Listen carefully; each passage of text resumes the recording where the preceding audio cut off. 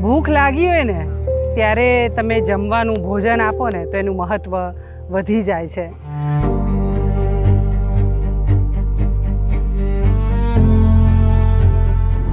આ વાત એટલે કરું છું કે આદિવાસી વિસ્તાર છે અને સાબરકાંઠાના ખેડબ્રહ્માનો ચોમાસામાં તો આમ તમે જાઓ તો એટલું રળિયામણું અને સુંદર લાગે, મજા પડી જાય. પણ ઉનાળો આવતા પાણીની પારાવાર મુશ્કેલી અહીંયા શરૂ થઈ જાય.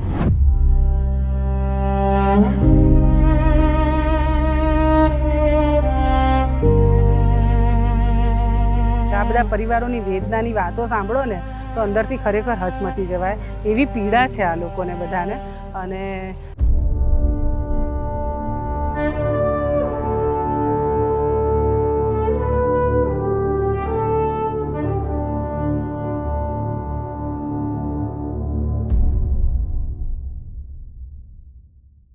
હું તો આદિવાસી પરિવારો અને ભયંકર મુશ્કેલી પાણીને લઈને આ વિસ્તારમાં હું ફરું અને અમે લોકો એમને પૂછીએ કે તમારે શું જરૂરિયાત છે, તો કોઈ વ્યક્તિએ ગાડી બંગલો નથી માંગ્યો. બધાએ એમ કીધું છે કે અમારે તો પાણી જોઈએ છે.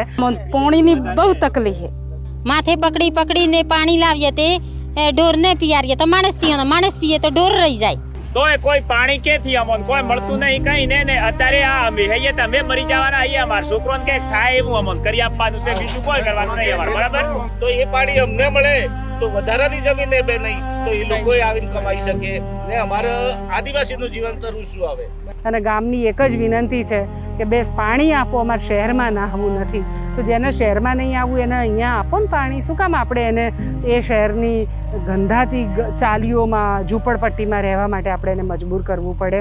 બહેડિયા ગામ છે ખેડબ્રહ્માનું અને પાણીની બહુ જ મુશ્કેલી. અહીં બાજુમાં જ ખેડવા ડેમ છે અને ખેડવા ડેમનું પાણી નીચે મેદાની વિસ્તારમાં જાય છે, લોકોને પીવા માટે મળી રહ્યું છે, ખેતી માટે મળી રહ્યું છે.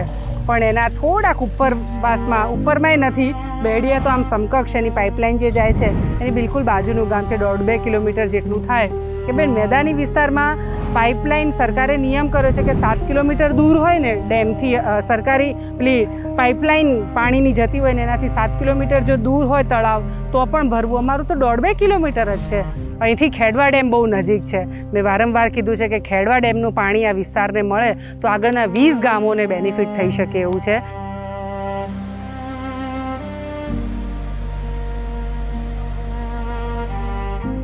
એટલે મેં કીધું ચલો ને જઈએ ચાલતા ચાલતા. ખબર પડે તમે લોકો ચાલતા ચાલતા ગયા, આખું ગામના કેટલા બધા વ્યક્તિઓ મારી સાથે એ વખતે ચાલેલા આવા જ ખરા તાપમાં. એમણે કીધું બેન 25,000 માણસને ભેગા કરવા પડશે ને પાણી માટે, તો આપણે ભેગા કરશું, ચાલતા જવું પડશે તો જઈશું.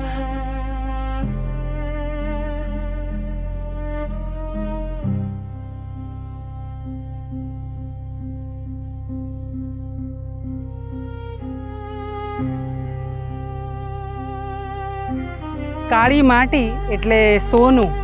આ સોનું મેં આવી માટી અમે તો બહુ બધા તળાવો 455 જેટલા તળાવો ઊંડા કર્યા. આ વર્ષે 146 કરવાનો સંકલ્પ છે, એમાંથી ઘણા બધા ચાલી રહ્યા છે.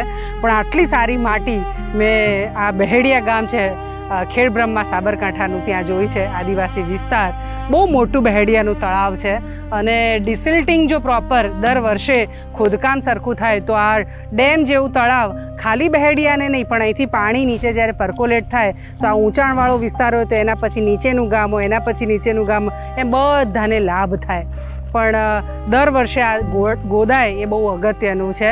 અને ખોદાયા પછી પાણી, ચોમાસાનું પાણી તો ભરાય પણ પાછું અહીં ક્યાંક વચ્ચે વચ્ચે પથ્થર પણ છે. એટલે પથ્થર હોય એટલે પોલાણ હોય એટલે પાછું તળાવ જટ ખાલી પણ થઈ જાય.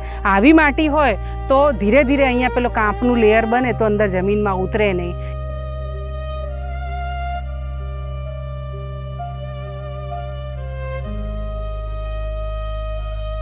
અને અત્યારે જાન્યુઆરીમાં એમનું ખાલી થઈ જાય છે આ તળાવ. એની જગ્યાએ જો માર્ચ સુધી પાણી ભરેલું લે તો પણ એમને ઘણો ફાયદો થઈ શકે.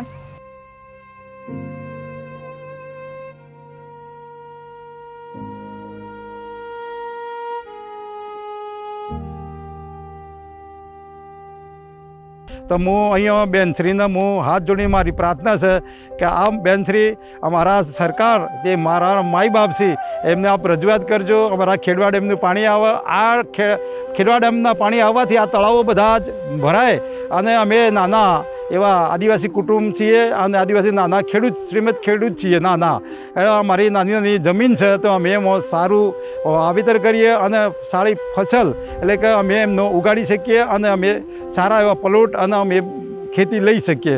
તો અમારા બાળકો શિક્ષણ લઈ શકે, વધતા અમારા જે ગાય ભેંસ રાખતા હોય તેમનો દૂધાળા હોય તો અમે દૂધનો પણ વ્યવસાય કરી શકીએ તો અમારું જીવન ધોરણ ઓછું આવે. અમારા આદિવાસીમાં તમને થોડું દુઃખ પડી પડતું હોય, પાણી ના મળતું હોય, પણ એવામાં જગ્યાએ આવી ગરમીમાં કેટલી બધી ગરમી છે, 46 ડિગ્રી ગરમી છે, એવામાં આવીને અમારા તળાવોમાં તમે કામ કરો છો એ બદલ હું આભાર માનું છું.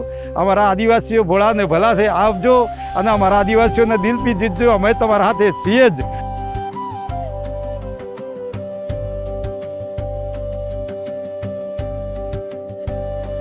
આ તળાવ ઊંડું કરવાથી અને આમાં જો પાણી ભરાશે તો આનાથી નીચે પાણી સ્પીડ થઈને લગભગ 20 જેટલા ગામોને આનો ફાયદો થવાનો છે. પણ અમે સંસ્થા વતી આ 6 ગામોમાં નક્કી કર્યું છે કે 3-4 વર્ષ સુધી અહીંયા કામ જળસંચયના શિક્ષણના બધા કામો કરી અને આ પરિવારોને આ આદિવાસી વિસ્તારમાં કેવી રીતે સુખાકારી આવે એવા અમે પ્રયત્નો કરી રહ્યા છીએ.